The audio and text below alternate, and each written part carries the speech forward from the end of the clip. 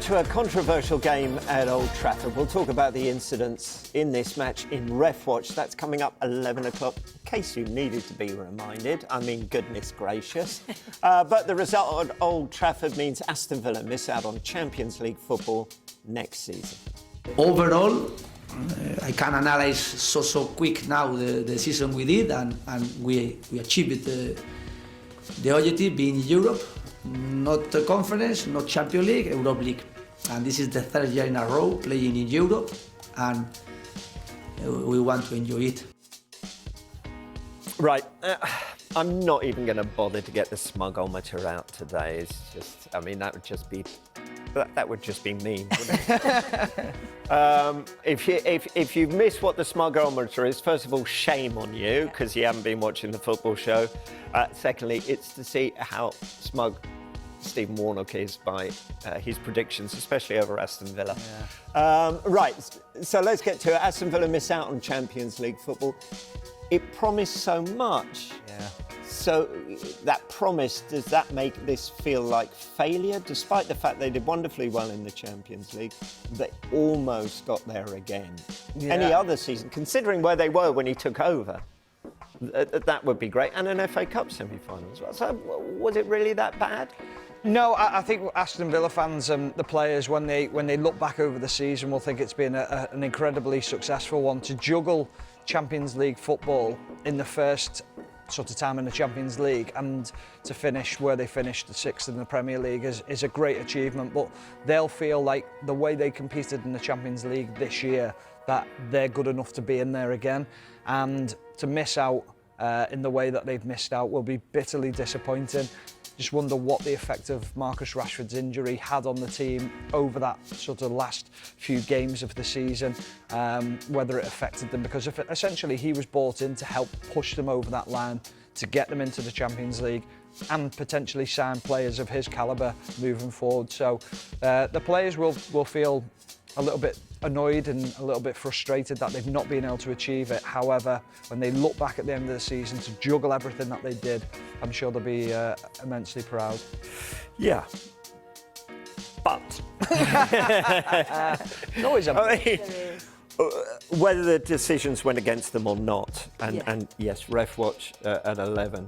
How surprised were you that John McGinn was saying it afterwards, actually, in his post-match interview, that sort of, they didn't even deserve to win the game. Whether decisions went against them or not, they didn't really turn up, which is the most puzzling thing about it, isn't it? Yeah, they certainly didn't play as we've seen them play this season. I thought Manchester United played a little bit with the pressure off, and we didn't see the best of Aston Villa, and that will disappoint them. I know that the decision will be so frustrating and angered them, and you wonder, if that hadn't have happened, would the game be slightly different? But I think the Villa players will know themselves that they should have done better in that game, particularly in that first half. But yeah, I agree with Steve, and I think on the whole you would say, you know, the season's been good. The Champions League run was excellent. Sort of the FA Cup run, where they finished, yes, they'll be disappointed because Unai Emery said our aim is to get into the Champions League, but you just feel with Unai Emery's experience and know-how in the Europa League, he'll be looking to go and win that, won't he, next season? So you think, go and win that Champions League football and keep seeing the progression. I agree with Rashford's injury. I thought, you know, that competition between him and Watkins. I also think the Tielemans injury had a huge impact in their sort of latter stages, because he's been so pivotal, hasn't he, for them. He's been one of their best players. So, yeah, missing important players at key points in the season. But overall, we know that Unai Emery will reflect. He's so meticulous, and he'll look to go again next season. And what he's done since he's come into the football club's been tremendous. Yeah. Ollie Watkins. Let's discuss him for a moment. His future, how much is that in question now, Stephen? Is this the right time for him to leave, or should he stay? What will this summer bring for him? Hopefully he stays. I think when you think of what he's done at Aston Villa and the performances that he's turned in, but you've got to think of it as a two-way relationship. Villa have helped him as well, as much as he's helped them. So I think if they'd have gotten to the Champions League places, maybe they would have bought him higher quality players, but maybe that helps him a little bit and allows him to stay at the club. I think he'd have stayed anyway. I think Unai Emery would have wanted to keep someone of Ollie Watkins' quality, knows his reliability, knows his durability, knows he can count on him to be fit for large parts of the season. I think he only picked up one injury, hasn't he, since in his time at Aston Villa. So that shows you how fit and dedicated he is to the profession.